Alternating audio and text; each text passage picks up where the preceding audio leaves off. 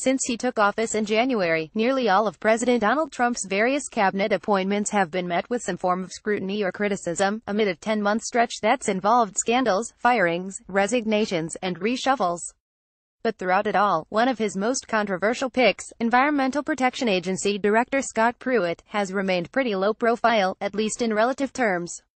But here's a headline that might make that change. The EPA is bringing in Robert Fallon as an advisor, an air pollution researcher who holds a pretty controversial view that air quality can, in fact, be too clean for people's health. This may not be a concept you've heard of before, but it's something Fallon, formerly a pollution researcher at UC Irvine, has said for years. Back in 2012, according to the American Association for the Advancement of Sciences (AAAS), Fallon claimed American children should be inhaling more pollution in order for their bodies to learn to handle it. According to a write-up on the AAAS official website, Fallon made the point bluntly. Modern air is a little too clean for optimum health. The article states further that Fallon described his most important role in science as causing trouble and controversy, and upon feeling an ocean breeze come through his office window, he remarked once again, "See, the air is too clean." Needless to say, this is a controversial notion, and one that environmentalists and children's health advocates are none too pleased about.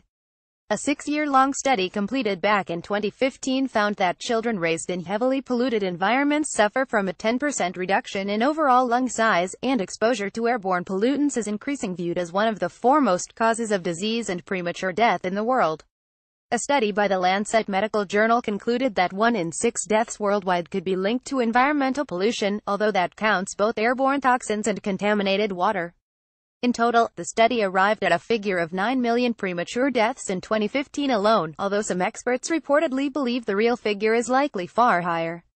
To be as fair to Fallon as possible, however, he did not reportedly suggest that children would be better off living in heavily polluted areas, but that they'd be better off breathing slightly more irritants.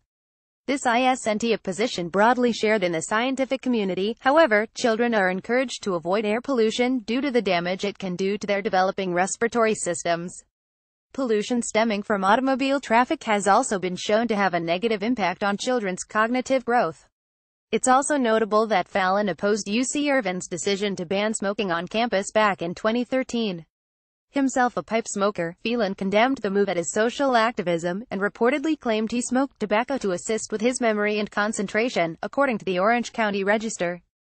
The AAAS article on Fallon also characterizes him as skeptical of the urgency of global warming, calling him not convinced that the science justifies the fear-mongering over climate change.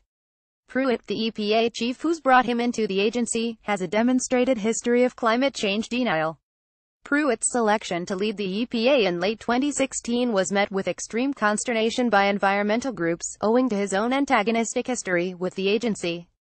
In fact, while serving as the Attorney General of Oklahoma, Pruitt sued the EPA a whopping 13 times over federal environmental regulations. In short, he was never what appeared to be a good fit for the agency, at least not from the perspective environmentalists, and now Fallon is joining the agency, as well.